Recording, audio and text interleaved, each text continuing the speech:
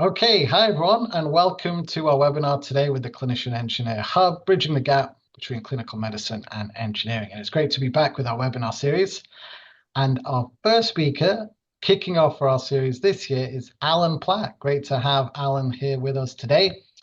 So Alan has a significant background in the engineering space, spent a lot of time in Cambridge, background in electrical engineering, robotics. He also co-founded cybersecurity company called CyberHive.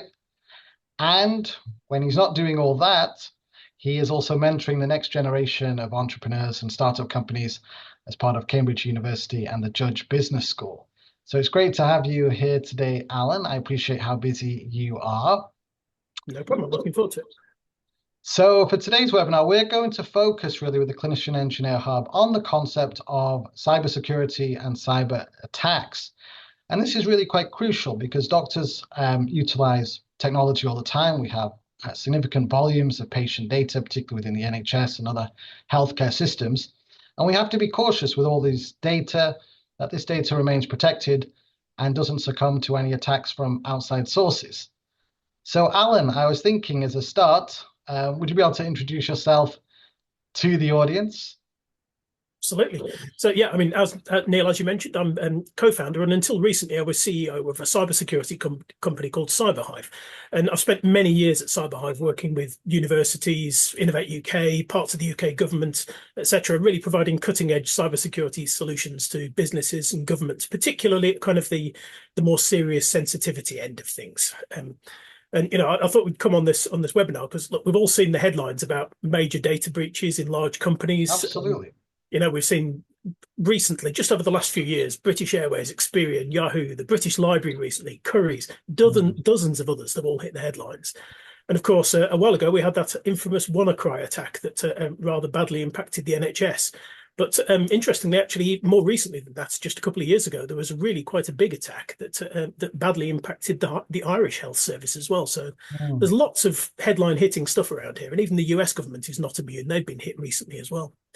But there's also some big numbers on these. I'm sure everybody on the call will have heard about GDPR. Big fines of 20 million and 4% turnover for data breaches. But frankly, I think that's actually become a bit of a racket with lots of people shelling out money for advice that's actually little more than a pile of template paperwork designed to give you false and peace of mind that you're actually compliant. And the reality is as well that most of the data that gets published on cyber attacks is all on large companies. And those numbers are actually really massive. To put some context in this, back in 2015, banks lost an estimated £650 million as a result of cybersecurity attacks. Wow. The average cost of dealing with a data breach for a big business is currently running at about 4 million, and that's running year on year. And the trouble is, the reality is cyber criminals are getting increasingly clever and, more importantly, harder and harder to spot. And terrifyingly, absolutely, more than 60% of businesses have had a data breach that they know about. And on average, see if you can guess how long it takes companies on average to notice that they've had a data breach or a problem. I'm guessing they probably wouldn't have figured it out straight away. It's kind of a secret attacking process until people clock on. But again, I'm no expert in this domain, so it'd be good to find out from yourself there, Alan. Absolutely. I mean, a lot of people think, cyber attacks, when they happen instantly, because of course you see the results instantly. WannaCry took out the NHS in a matter of hours. But actually, the reality is that most cyber attacks happened a long time before the payload was actually released. And on average, it takes companies 191 days to notice that they've had a problem, and then months more to actually fix it. 191 days. Wow. So that is quite a while. And that's going up year on year as well. That's interesting. So I actually probably would, with all that realms of information, I'm going to go backwards slightly because I'm a bit naive in the cybersecurity space. Certainly from the doctor perspective, what do we actually understand and mean for our audience, the concept of cybersecurity and cyber attacks? What is actually going on these days? Yeah, well, that's actually a surprisingly complicated question. But the reality is that almost all data breaches are the result in one way, shape or form of human error. People like you and me making mistakes. We've all got that kind of vision in the background of some people hiding in a darkened room doing some incredibly clever stuff. And that does exist, but that's not really the reality of cyber attacks. Most of them are things like opening a virus-laden email, or falling foul of a phishing attack where someone dupes you into giving you private information by impersonating your bank or someone you trust. And look, we see a lot of those, and often they're pretty easy to spot, but sometimes they can be extremely clever. And what the attackers tend to do is cyber attacks. They start with this kind of human error thing, but then they often use sophisticated attack vectors. They use a combination of somebody making a mistake to let them into your network, let them into your servers, let them into your computer in the first place. And then they exploit the complicated, clever hacking techniques that they can do. And they basically then find their way slowly through your organization until they find something interesting. And look, there are loads of techniques available to hackers. It's terrifying. People have resorted to physical means to getting Trojans and viruses into company. You've probably heard of the classic one, which is people dropping USB memory sticks in a car park. And most of us will pick it up, go, wonder what this is, and merrily plug it into a computer. And what will happen is that they're set up to just dump viruses straight into your computer. And those that will often get past a lot of the basic defenses that the IT team have spent ages building together. Giveaways at trade shows are a problem. Often USB memory sticks that come from questionable sources are preloaded with brochures. Oh, and also a pile of malware. Cheap knockoff iPads and Android tablets. That is quite interesting, because as doctors, we go to conferences all the time and we get things in our goodie bag. I've never actually thought about it. So the USB stick, you're actually suggesting that is a risk in itself, even though it is very much a risk in itself. Okay, you may find we'll come back to this a bit later, but you may find that your IT teams will actually restrict what you can do with USB interfaces on your computer for exactly that reason. But that's not a panacea. It doesn't solve the whole problem. There's a new one I came across recently, though, a year ago, where quite a few organizations in the US were setting up really quite strong physical security to prevent people from getting in and plugging memory sticks in. So some clever entrepreneur or enterprising cyber attacker came up with a new way of getting into a network, and they came up with a concept called coffee cupping. Sounds a bit dodgy, but actually what they do is they wait outside the door of a locked building with 2 full cups of Starbucks, one coffee cup in each hand. Or Costa, whichever you prefer. Absolutely. And they wait for some helpful person to hold the door open for them. And then they walk in, they wander around the building, and they take the opportunity to stick a USB memory stick full of malware into the back of the first unattended PC they spot. And that's it. You've just bypassed security number 1. You've just wandered straight in. Think about airports and how many unattended computers are in there. USB could be a complete nightmare for that. And that is, as I said, one of the reasons why a lot of organizations lock down your PCs, preventing USB memory sticks from being used at all. But there are even clever ways around that. I mean, even if you lock down USB so that viruses can't run directly. I saw one instance where a USB memory stick or a USB device had been custom designed to emulate a keyboard, and it was literally typing commands into the PC at breakneck speed. So it literally completely automatic hacker on a keyboard plugged straight in to your computer, and it could type at ridiculous speeds. And that was an innovative way of doing it. So that's really quite frightening, to be honest with you. It seems, from what you're saying, that if we were to sort of put it out there, where does the source of the cyber attack come from? It's kind of everywhere and anywhere, right? Pretty much, yeah. And that's kind of the key thing. We'll kind of come onto a bit, because there are so many different ways of attacking people. As I said, a lot of human error, a lot of things like USB memory sticks. Actually, IT teams are not immune to human error. You've heard about patching. Everybody needs to make sure your Windows machine's up to date and all of those things. IT teams aren't completely immune to making mistakes, and occasionally they forget to patch a server, or they don't know a server exists that somebody's put on the network, and that's a vulnerability that somebody can get in and exploit. So attackers just use any method they can to get a foothold in your network. And once they've got that foothold in your network, they're off. They can then go and explore and find interesting things. And they might spend a long time doing it, which is why that 191 days number exists, because they're often sneaking around your network looking for what's interesting for quite a long time before they actually press the button, as it were. Initiate the process. I think, the element that you've talked about there in terms of sources, human fatigue, we get tired. I think the way of working nowadays, regardless of the profession, is that there's so much volume and sort of complexity to work that, mistakes do happen. So is there anything currently in place that you're aware of or could share with the audience of how we sort of mitigate for that? Extra training or? Yeah, I mean, how do we protect ourselves from these kind of attacks? I mean, look, let's be frank, everyone makes mistakes. And there's no way you're ever going to be completely able to protect yourself. But of course, And I have to say, it comes back to getting the basics right. So, it's really, we tend to get a bit blasé about these things because we don't know if they're going to work. But actually, you've got to remember that security, it's a bit like security on a house. If your house is, you've got windows that somebody could get into, you've got doors which have got locks on them. It's not very difficult, though, to get into a house if you really want to. But criminals typically won't go after a house that's got an alarm and got locked doors and got double locks on the windows. They'll go for something that's easier to get to. Yeah. And it's exactly the same with cybersecurity. So if you get the basics right with your cybersecurity, it won't stop the criminals if they're really minded to go after you in particular, but it will make them think twice and just go elsewhere because they'll get an easier life. And the basics, they're not hard. So make sure you got antivirus, even if it's only Microsoft Defender that comes for free with Windows. Antivirus, yeah, good point.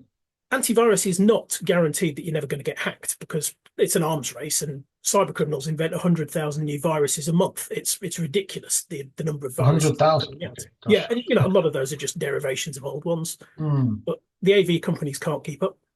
And of course, bespoke attacks, some of the kind of personal attacks that we've talked about, that cyber criminals are going after an individual, they'll never be spotted by antivirus. So that's not a panacea. But do it. It stops some of the really easy attack routes.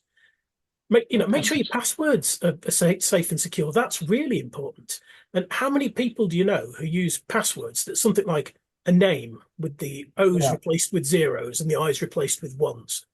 Well, unsurprisingly, that's pretty much one of the first things that people will try, and it's tested by automatic password hacking machines, automated systems that just use brute strength basically to go after passwords. So don't do that. They're pretty much the first passwords that everyone will try. And also, make sure you don't reuse your passwords. I mentioned earlier that actually Yahoo had a data breach a little while ago. At the same time, actually, Yahoo was hosting Sky. And actually, that meant that every Sky email and every Yahoo email was compromised at that time. So it's possible or likely that your Sky email password was stolen without you knowing it. That is therefore now on an open website somewhere. So if you're using that same password for something else, that something else is also potentially vulnerable. So don't reuse passwords if you don't recycle the same password. No, absolutely. And I think we get a lot of these alerts when it comes to creating passwords. Think about letters, capitals, numbers, characters. And then, I mean, I'm guilty, actually. I think a few times, because we have different email programs, I'll probably, maybe use the same one or just change it slightly. But actually, that's probably not the right thing to do. Absolutely. And if you start, a lot of people do the same. They have a base password that is a particular word that they can remember. And then they basically, I don't know, they stick Sky or BT on the front of it, and they stick noughts and ones and hashes on the end of it. And it's just very, very easy to guess and very easy to predict. So what I'd recommend actually for passwords is use 2 or 3 short words. Three short words. Think of how many words there are in a dictionary. So if you've got 3 words in combination that are randomly picked from a dictionary, how many potential combinations could there be? That's never going to be guessed. And it's likely to be completely random. But it's also likely to be something that you might remember. A lot easier to definitely. long strings of numbers and letters. I think that's really good advice for our audience, actually. So passwords, certainly, antiviral and sort of the software. And plenty of others. So do tell. How do we don't use USB memory sticks? The USB, got patching. That one. Make sure you don't ignore the updates. Look, again, we're all guilty of pushing that button that says "not now" because the password update or the update on your definitely guilty. I wanted to ask a question about the updates thing. So, from a personal experience, the update thing, be it on your phone or on computers, I find that the more I update, the slower the actual device becomes, and so it kind of puts me off. Yeah, that's an unfortunate. That's an unfortunate side effect of the ever-growing bloatware of security software and Windows, and I'm afraid that's something that I don't have a solution to. So you can't avoid updating that, because the problem is that any piece of software has got a bug in it. You just might not have found it yet. So Windows has many, many bugs in it, many security flaws, a number of which have never been found yet, and they're called zero-day vulnerabilities. Vulnerabilities that have been in there from the day zero, but nobody knew about them. And often the patching is fixing vulnerabilities that Microsoft have found, and hopefully they've found them before the attackers do. So it really is important to make sure that your patching is up to date and make sure that you don't just delay the updates. Yeah, they come with downsides, but that's just part of the course. It's about safety after all, isn't it? It is. What I probably would recommend is, every few years you probably end up reinstalling your PC. Sadly, that's one of those things. Yeah. Mine hasn't been reinstalled for about 5 or 6 years, and it's not too bad, but they do get slow. So I was just Of thinking, course. Sorry, another biggie is oh, go multi-factor for it. Yeah. authentication. You see that with online banking all the time, basically, where you've got one thing is you've got a username and password, and Mm, then if your IT team has turned on multi-factor authentication, you use the phone as another factor. That really helps. It's extremely unlikely that criminals would have compromised both your password on your laptop and yeah. your mobile phone. It's very unlikely that they'll have done that. And hopefully your IT Stuff. teams will have got that sorted for you, but they're far from perfect. And yeah, do need to look out for that.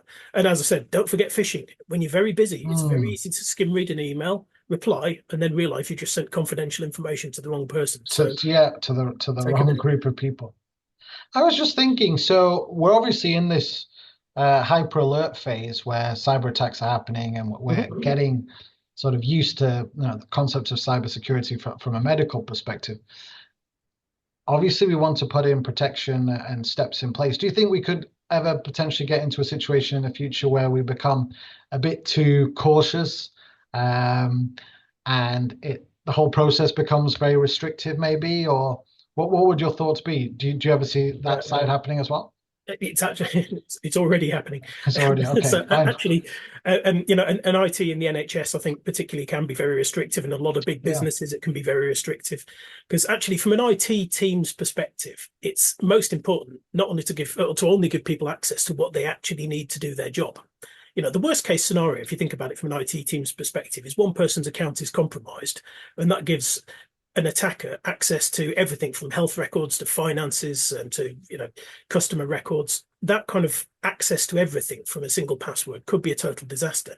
Mm. So IT teams typically try to restrict access to only what you need. And they do that historically, actually, often using a concept called border security. And a lot of IT teams have made it really hard to get into your IT systems. Lots of multi-factor authentication, etc. But once you're in, you've actually got pretty open access. Mhm. And the trouble is, to protect against increasingly complicated attacks, they used to just build bigger walls, which is why the attackers actually stopped going after trying to hack through the firewalls and hack through the front door effectively. They started going after the weak link. They compromised the person who's using the IT system, and that person's already inside the walls. And of course, to make this even worse, during COVID, the first thing that IT teams did is gave everybody access to a lot of the IT systems from home. So they've got these fantastic firewalls that they've Oh, built to yes, stop absolutely. attackers, The and remote then dug a working. great big hole under it to allow people to Mm. work remotely. So that caused huge problems in the systems. But the reality is, border security just doesn't work. There are too many things connected to our IT systems these days to keep a track of all of them. Yeah. To get onto the network, for example, I personally, if I was trying to get onto an NHS network, I wouldn't try to hack into your PC through the front door. I wouldn't try to hack into a server. I'd hack Mhm. into something else that's connected to the network. Security camera, a washing machine, a smart light bulb. They're already connected to the network. Oh, gosh. And there's a really good example of this from a few years ago with a very large hack on a US casino. The attackers actually found a vulnerability in a fish tank controller in the lobby, and they managed to log on to a fish tank controller. That controller was connected to the network. So they got a Mhm. foothold in the controller, scanned every single piece of IT equipment that was connected to the network until they found another weakness. And they did find another weakness. It took them a while, but that got them into a server. And they started Yes. siphoning off lots and lots of data and ultimately started siphoning off transactions and money and effectively duplicating credit card records. Imagine how damaging that was. And all Mm, because absolutely. their route in was not hacking into the server. Their route in was a fish tank controller in the lobby. It's no wonder IT teams place loads of restrictions on access, is it? But No, definitely. I mean, it's very strict. I mean, how they thought of that as well. It's kind of it's cunning. yeah, very cunning, very unexpected. I mean, obviously, you know the domain very well, and so it is your expertise. So, what would you suggest, Alan, then, in terms of the future and going forward? What are the kind of take-home messages you would advise for our listeners in terms of this? Because you've given a great overview of the complexities, the sources of attack, what we can do to prevent it going forward.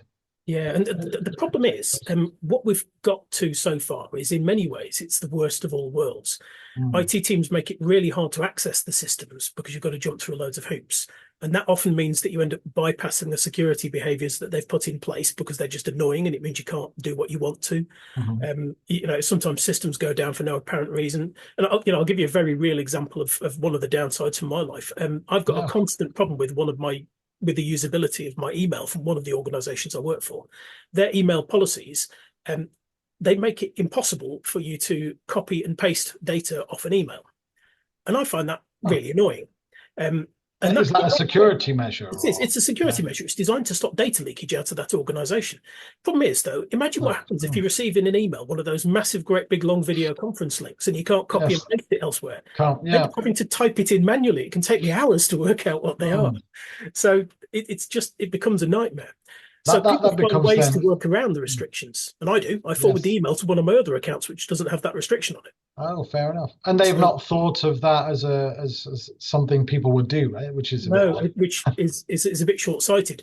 But the thing is, a lot of businesses have actually made really big strides towards fixing this problem. And the thing is that, in my opinion, the key thing is for cybersecurity to be truly effective, it's got to be invisible, and it's got to allow you to get on with your day job without restrictions. And in some big businesses, there's a new concept out there, a concept called zero trust, and it inverts the whole concept of cybersecurity. Essentially, almost all cybersecurity at the moment works on stopping bad things from happening. Darktrace is a good example of a company based in Cambridge, actually. They basically describe their product as an immune system for the network. They look for nasty things that are happening in your network and then squash them before they do any damage. Problem is that, as I said earlier, it's kind of an arms race. New attack vectors are being invented at a really scary rate. So think of this from the NHS perspective as trying to stop new diseases when there's a new disease coming along every 30 seconds. It's very challenging to do. And how does the cybersecurity know whether it's good traffic or bad traffic? Even so-called AI is not great at that. So what zero trust does is it inverts the whole concept. Instead of stopping bad things from happening, it only allows known good things to happen.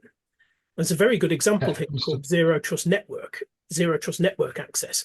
It's probably the most critical part of this, and I would strongly recommend that people should start moving towards this. Essentially, what it does is it microsegments your network, chops it up into tiny little bits, and only gives you access to exactly the things that you're supposed to be connected to and nothing else.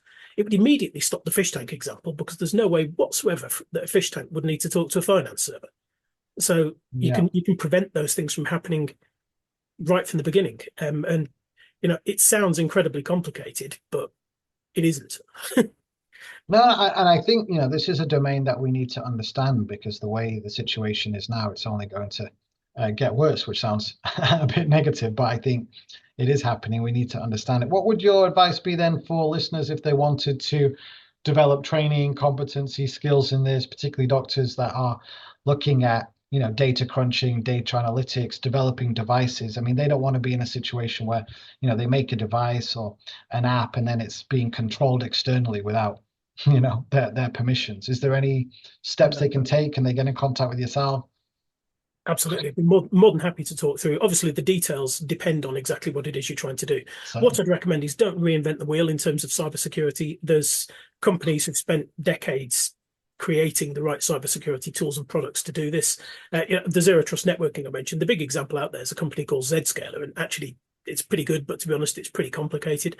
The big problem for a lot of people is that it's a big bang installation. It solves these problems we've been talking about, but somewhere like the NHS, it would be nigh on impossible to put it in, because you'd have to shut the whole place down for a few weeks. But there are ways around that. That's actually why I started my cybersecurity company, CyberHive. We wanted to build something that was simpler, that just worked. So we worked with Oxford University and Innovate UK and a few other things to develop this thing called CyberHive Connect. And actually, if you don't mind me blowing my own trumpet for a bit, it's actually really good. It's so good that it was actually, I still use it even now that I'm at home, even now that I've stepped down as CEO, because actually I just found it makes my life easier. It means I can connect my laptop to my home network, even when I'm working from a hotel somewhere else, and I don't need to think about it. I just turn it on and it just works.